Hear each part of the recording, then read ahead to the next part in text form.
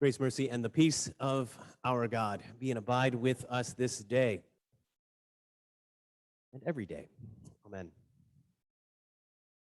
So beginning in March 2020 until June 15th, there was a series of restrictions, recommendations. We all were under the cloud of pandemic. I don't have to remind you. We still remember this. It was a big part of our lives, right? I happen to be 52 years old, which means that this is a weird kind of math thing that I do. There's 52 weeks in a year. So if I've done something for a year, that means over like in my lifetime, it's like doing it for a week in the month. I mean, right, in the year. Make sense? Not at all, but that's okay. You're kind of, some of you are tracking with that, right? If a week and a half out of a year, you might remember something if you do it every single day for a week and a half. Like if you went on a trip for a week and a half, that's one of the things that you remember about that year, right? Where'd you go on vacation in 2020? Well, maybe you didn't. 2018, we had a trip. I remember it. We went up the West Coast, visited Vancouver and Victoria, and came down through Seattle and Portland and down through parts of California. And so it was a really nice West Coast vacation that we had. It was probably a little over a week and a half, but that in the year was a significant part, right? So in a year, almost a year and a half of our pandemic is like a week and a half out of a year in my lifetime. It's weird, I know. But it's how my brain works. We've done something significant since March of last year. We've been through, and maybe we're still kind of in the last, hopefully, I'm not sure what that does. The last stages of this. I mean, there's still some recommendations. Businesses in various places still require different things. How many people can enter the door? I was in a bike shop on Friday, and I had to look and see if anyone was in there before I could go in, because they limited, it was a small place, one customer group at a time. And then I picked up some food to bring home, and the place where we got it from required that I have a mask on to enter the building. So we still, it's not over, right? We're still living in this, is it over, is it not over? And then there's the Delta variant that we're not sure what's going on there. Right? There's some doubt, there's some question marks over that. So affected in all of this is our world and our country and our local communities and our lives, because it's been very disruptive to us.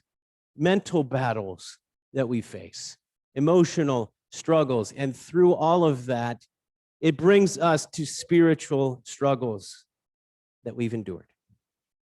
So for the next few weeks, we're going to talk about the road to recovery together. How do we move from COVID to confidence? How do we do that? We can do that together. We can walk the road of confidence together, the road of recovery together. That journey begins with a single step. It's to identify the issue. Oftentimes is how we can get started. And so let's talk about the reality is sometimes we're hiding in fear. Today's gospel reading from John chapter 20 is one that we, like every year we get right after Easter, because it happens right after the resurrection of Jesus. The disciples are in the upper room. They're hiding out together. Sometimes we're hiding in fear, not from COVID and Corona. There's all kinds of things that make us want to hide, make us want to get away. In John chapter 20, we heard these words in verse 19. On the evening of that day, the first day of the week, so this is the day the resurrection happened, right? This is Easter, the first one. The first day of the week, the doors being locked where the disciples were for fear of the Jews.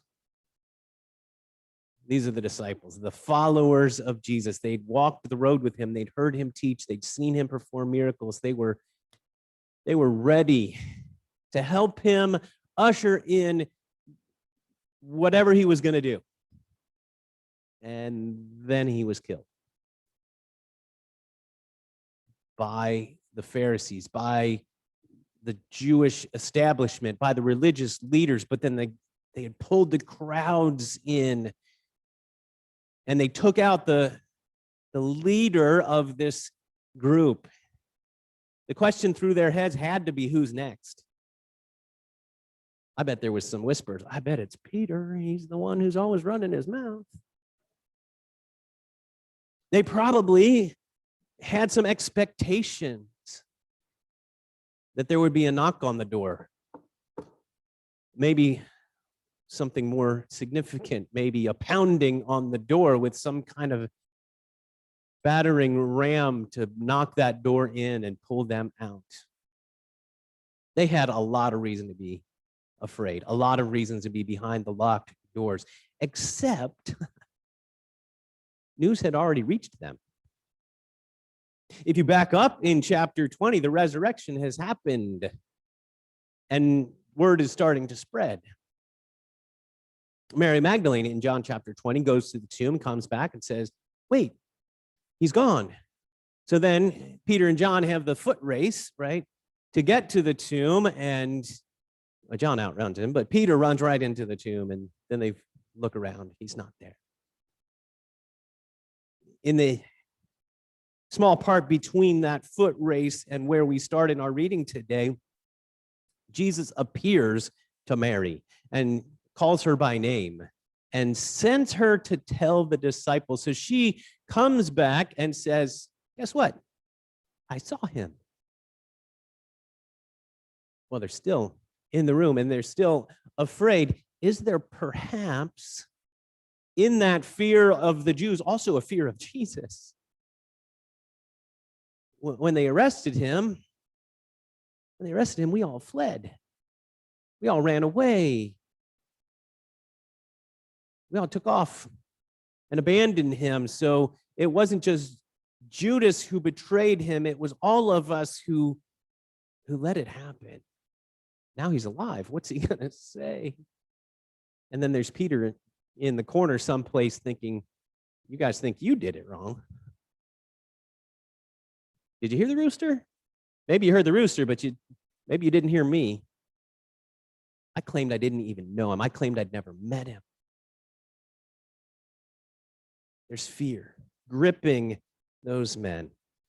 In the Old Testament, there's a story of Elijah who sees the power of God when fire comes and consumes the offering, and then the priests of Baal all get put to the sword, and this is a big victory, and he runs down, and Jezebel's like, oh, by tomorrow, that's going to happen to you. So Elijah takes off running and ends up in a cave. 1 Kings chapter 19, verse 9 has this question: what are you doing here, Elijah? What are you doing here? I expect the disciples were waiting for that question to be asked of them. What are you doing here? Hiding in fear, huddled up. Reality is we can become trapped in fear. We can become stuck because of just the terror in our hearts, in our minds, whether it's real or perceived. We can get stuck in our fear. When I was growing up, our house was broken into twice in the 70s, and then once 1980 on a Sunday morning. It was winter. There was a little bit of snow on the front yard, and as we were driving past our house, and the driveway was on the other side of our house, we're coming home from church. We're driving past the house, and we didn't use the front door. It was just there, right? There was no sidewalk to it. It was one of those doors that just goes out into the yard. So we never used it, but it was open that morning as we got home. So we knew there was something surprising, something wrong. So we pull in the driveway and we go in, and sure enough, someone had been in our home and taken some of our things. And that was That was the last straw. After that, we added a security system, put a big old siren above the washer and dryer that was in the hall that went down to my mom and dad's room. It was just this corridor. There's a bathroom on the one side, the laundry on the other side, and went down to my parents' room. And it was probably at least 6 months, year, maybe 2 years later. My older sister and I were home. We were maybe 11 and 13, 12 and 14. I don't know how old we were, just the two of us at the house. We were old enough to be okay. We probably ate pizza and watched movies, kids do. And we're in my mom and dad's room because in their room was the biggest television that we had as a family. So we're watching TV, hanging out, goofing around. I don't know what we were doing, but all of a sudden we heard it. That siren that was over the washer and dryer all of a sudden was blaring. And we looked at each other with the biggest eyes that we could. What does this mean? Well, maybe mom and dad came home early. When it went on for at least 10 seconds, we knew that wasn't the case. We thought somebody's trying to come into our house. And so there was a bathroom off of my parents' room, and the bathroom had sinks, and one side was the walk-in closet, the other side was the bathtub and the toilet, and it had a door. And so we went in that little room, put our feet against the tub, our backs against the door. We were gonna keep that door closed no matter what. And the siren kept blaring and blaring and blaring, and it probably went for 20 minutes. I don't know how long it was. It felt like a month. Because we were convinced someone was still in the house. And so it was scary to have that siren sound continue and continue and continue. And then eventually it stopped. Well, it was only going to run for so long. And it was a little bit worse, actually. When the siren stopped, we could hear every creak of the house. If the wind blew a little, it was an old farmhouse that my parents' bedroom was an addition, but the rest of it was this old farmhouse. And so if the wind blew, there was a creaking kind of sound, and the floorboards or the rafters, I don't even know where those creaking sounds come from, but I'm convinced it's a footstep in the hallway. And we think someone's coming. We're terrified teenagers at that point, expecting there's someone in our home. We didn't want to open the door. A year ago, March, coronavirus was becoming part of our vocabulary. Prior to that, it was in the news, but it was not something we took that seriously. We were on a flight in February, and I said to Paula loud enough for people to hear me who were around, "Hey, how was China?" That probably wasn't funny to everyone.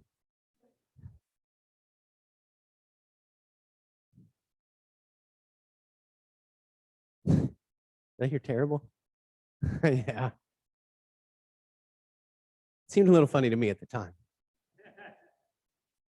But then the news kept getting worse and the virus kept getting closer. And by the middle of March, we heard that schools were going to be closed for a couple of weeks, right? And we were told to shelter in place, to stay home, to close the door. And so we did. And our fear levels increased as news got worse and infections increased, and it was China, then it was Italy, then it was somewhere else, and then it was New York, and then it was California. And then it was in our county, whatever county you live in. It was closer to home.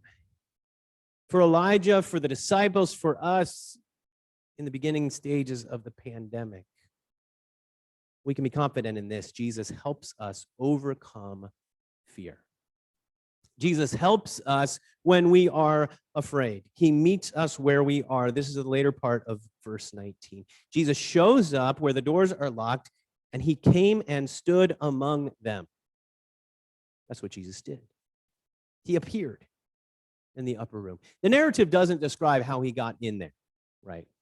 But we're left with this assumption, and it's a pretty easy assumption, that he just entered the room. The doors were locked, John reports.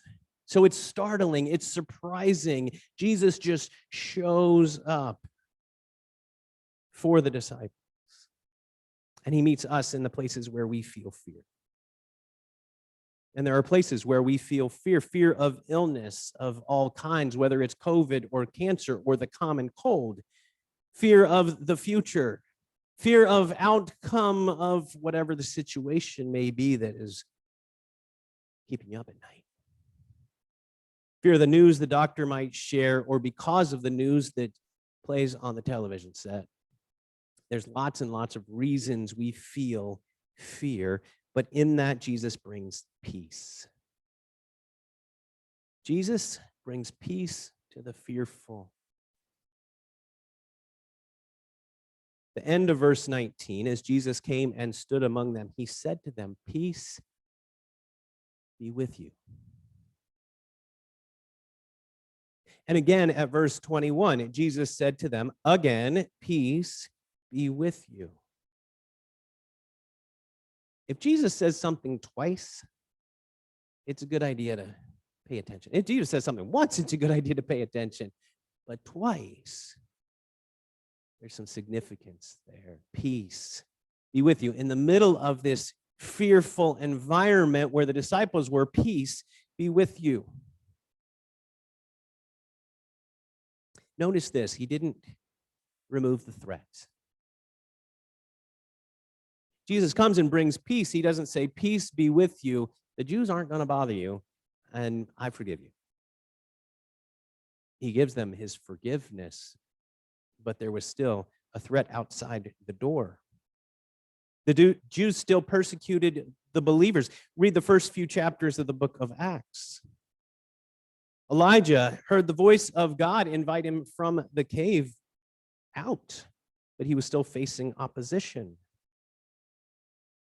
Jesus brings peace into our hard situations.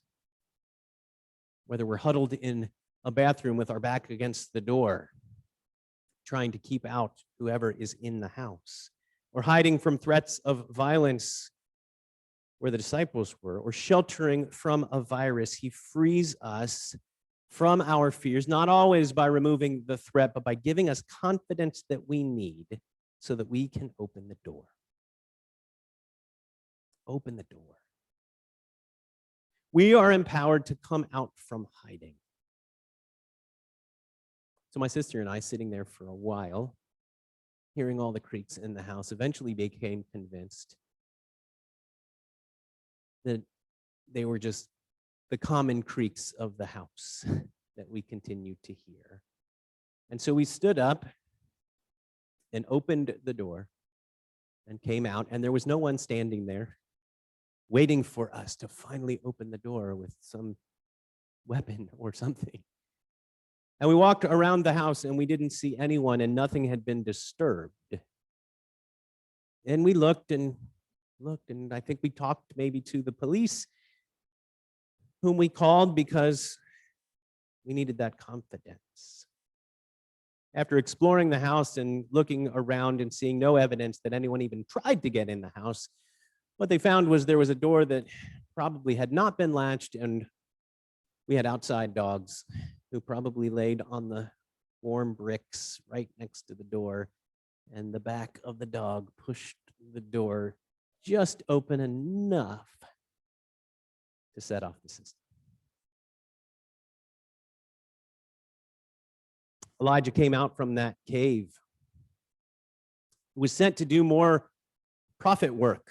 The disciples were glad when they saw the Lord, and they didn't stay in the upper room for very much longer. We can open our doors again. The road to recovery might begin with that step, to open the door. Now, here's a caveat for anyone who's got compromised health or complicated issues that make that difficult. That's understandable. This has been a burden, and opening the door might take everything that you have.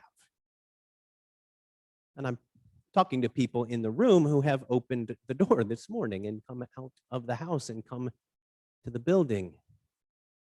But it's not just opening our front doors that we need to do. For everyone, we need to remember that we're on a mission. In the upper room, Jesus sent his disciples. Did you hear those words? As Jesus announces peace to them, his very next words, verse 21, peace be with you. As the Father has sent me, even so I am sending you. In their we're still afraid moment, they're being sent into the mission of Christ to open the door, not just physically, but to be open to connecting with people. And as much as our physical doors have been closed, how about our relational doors? Has it become a habit not to talk to people, not to connect with folks around us? We need to be open to our neighbors again because the world needs recovery, not just to resume. The world needs relationship as much as anything. And plenty of fears will still overtake us all. They'll still come to find us in our weak moments, but we know the one who brings peace in the middle of our fears and who encourages us to live in that peace with whatever's on the other side of the door, with whatever threat we're facing, to live in the peace that Jesus offers because he gives it to us by his grace. Let's open the door to our homes and our hearts to make known the one who gives us his peace. Amen.